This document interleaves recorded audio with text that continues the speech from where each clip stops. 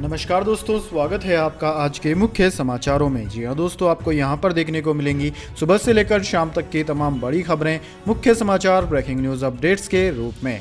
तो दोस्तों, आप सभी लोगों से रिक्वेस्ट है इस वीडियो को ज़्यादा से ज़्यादा लाइक और शेयर करें। तो चलिए दोस्तों, जान लेते हैं आज की पहली बड़ी खबर। बीजेपी वालों को मत ले आना वरना नरक बना देंगे, एमसीडी चुनाव पर जनसभा में बोले अरविंद केजरीवाल। जी हां दोस्तों, दिल्ली के पहाड़गंज में एक जनसभा को संबोधित करते हुए आम आदमी पार्टी के राष्ट्रीय संयोजक और दिल्ली के मुख्यमंत्री अरविंद केजरीवाल ने कहा कि 4 तारीख को एमसीडी का चुनाव है। 15 साल से दिल्ली नगर निगम में बीजेपी का शासन है, कोई एक काम बता दें। केजरीवाल ने इसी बीच जनता से पूछा, आपने कोई अच्छा काम किया है? तो जनता में से एक महिला बोली, स्कूल अच्छे किए हैं। अरविंद केजरीवाल ने कहा कि हमने स्कूल अस्पताल अच्छे किए, महिलाओं के लिए बस फ्री कर दिया। दिल्ली में कूड़ा उठाने की जिम्मेदारी बीजेपी की है, एक मौका आम आदमी पार्टी को दो। जैसे बिजली पानी मुफ्त कर दिया, ऐसे ही सफाई भी करेंगे। मैंने सुना है कि कोई कूड़े का पहाड़ भी बनने वाला है। दिल्ली के मुख्यमंत्री ने कहा कि भाजपा वाले करोल बाग का कूड़ा रोज वसंत रोड पर डाला करेंगे, इसके बाद यहाँ बदबू करेंगे और उस हवा से कैंसर हो जाता है। वे लोग ऐसे करते हैं जैसे कोई हमारे ऊपर एहसान करते हैं। कहते हैं फ्री की रेवड़ी है, ये इसलिए फ्री की रेवड़ी चिल्लाते हैं क्योंकि ये बिजली फ्री बंद करना चाहते हैं। जब तक आपका बेटा जिंदा है बिजली फ्री मिलती रहेगी। इसके बाद दोस्तों, अगली बड़ी खबर, श्रद्धा हत्या मामला, आफ्ताब का परिवार हुआ अंडरग्राउंड तलाश में जुटी दिल्ली और मुंबई पुलिस। जी हां दोस्तों, श्रद्धा मर्डर केस का खुलासा करने के लिए दिल्ली पुलिस एडी चोटी का जोर लगा रही है। अलग अलग टीमें अलग अलग लोकेशंस पर जांच में जुटी है। एक टीम ने मुंबई में भी मोर्चा संभाल रखा है। यहाँ पुलिस टीम ने वर्सई इलाके की रीगल बिल्डिंग में पूछताछ की, जहाँ श्रद्धा और आफ्ताब रहते थे। अब पुलिस को आरोपी के परिवार की भी तलाश है। घर शिफ्ट करने के बाद से उसका कोई अता पता नहीं है। परिवार की तलाश में महाराष्ट्र की नया नगर पुलिस और मानिकपुर पुलिस ने भी टीमें गठित की है। सूत्रों के मुताबिक आफ्ताब के परिवार ने कुछ समय पहले ही नया घर में एक मकान किराए पर लिया था, लेकिन अब परिवार वहां नहीं रहता है। आफ्ताब के माता पिता और भाई का फोन भी बंद आ रहा है। वहीं आरोपी के दोस्तों को भी उसके परिवार के बारे में कोई जानकारी नहीं है। दरअसल दोस्तों, मामले से जुड़े एक गवाह ने दावा किया कि आरोपी के परिवार को श्रद्धा के साथ रोज रोज हो रही मारपीट के बारे में जानकारी थी और उन्हीं ने आफ्ताब को संरक्षण दे रखा था। मुंबई के वसई से सटे नाला सपोरा की रहने वाली पूनम बिरलान ने दिल्ली पुलिस को बताया कि जब श्रद्धा और आफ्ताब एवरशाइन इलाके में रहने के लिए आए थे, तब श्रद्धा उनके पास 3 बार मदद मांगने के लिए आई थी। एक बार तो पूनम श्रद्धा को साथ लेकर तुलिंज पुलिस थाने भी पहुंची और शिकायत दर्ज कराई। अगले दिन इस मामले की गंभीरता को देखते हुए एफआईआर दर्ज करने की तैयारी थी। श्रद्धा भी तैयार हो गई थी, लेकिन आरोपी के माँ बाप ने श्रद्धा को कन्विंस कर लिया था। पूनम ने आरोप लगाया था कि आफ्ताब को उसके माँ बाप ने संरक्षण दे रखा था। इसके बाद दोस्तों, अगली बड़ी खबर, T20 में सूर्या के दम पर चल रही टीम इंडिया। पिछले 5 महीनों में सबसे ज्यादा रन, स्ट्राइक रेट और चौके छक्के भी। जी हां दोस्तों, देश बदला, विरोधी टीम बदली, टूर्नामेंट बदला, बस एक बात नहीं बदली, वह है सूर्य कुमार यादव की बल्लेबाजी। माउंट मांगुई के बे ओवल मैदान पर न्यूजीलैंड के खिलाफ दूसरे T20 इंटरनेशनल मैच में सूर्या ने सिर्फ 51 गेंदों पर 111 रन बना डाले। स्ट्राइक रेट रहा 217.64 का। इस पारी में 11 चौके और 7 छक्के लगाए। दोस्तों, सूर्या इस पारी में सबसे ज्यादा रन बनाने वाले भारतीय बल्लेबाज रहे। दूसरे टॉप स्कोरर ईशान किशन रहे, उन्होंने 36 रन बनाए। सबसे बेहतरीन स्ट्राइक रेट भी सूर्या का ही रहा।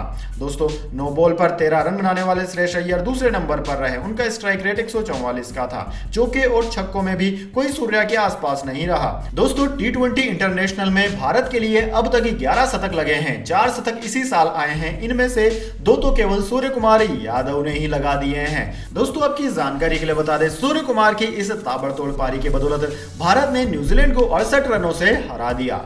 इसके बाद दोस्तों, अगली बड़ी खबर, भारत जोड़ो यात्रा, पीएम मोदी ने बताया था वनवासी, अब राहुल गांधी ने समझाया आदिवासी का मतलब। जी हां दोस्तों, राहुल गांधी ने प्रधानमंत्री नरेंद्र मोदी के आदिवासी को वनवासी बोलने पर निशाना साधा है। उन्होंने महाराष्ट्र में कहा कि आदिवासी भारत के असली मालिक हैं।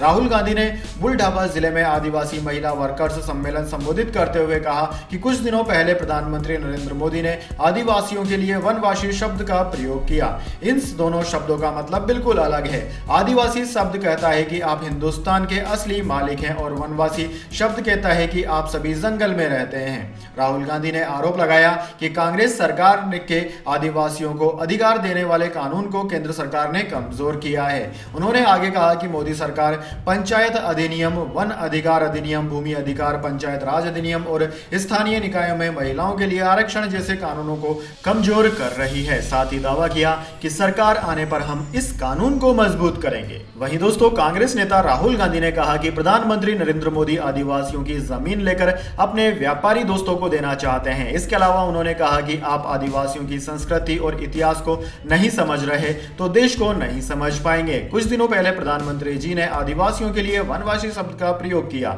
इन दोनों शब्दों का मतलब बिल्कुल ही अलग है।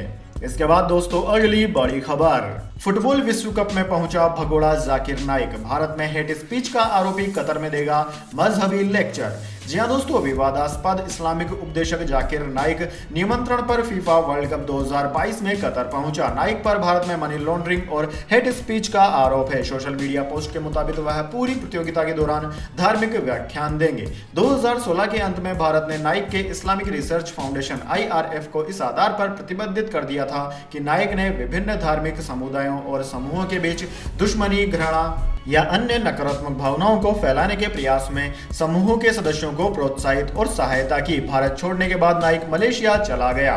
फिल्म निर्माता जयन खान ने ट्वीट किया, हमारे समय के सबसे लोकप्रिय इस्लामिक विद्वानों में से एक doctor Zakir Naik FIFA world cup के लिए कतर पहुंच गए हैं।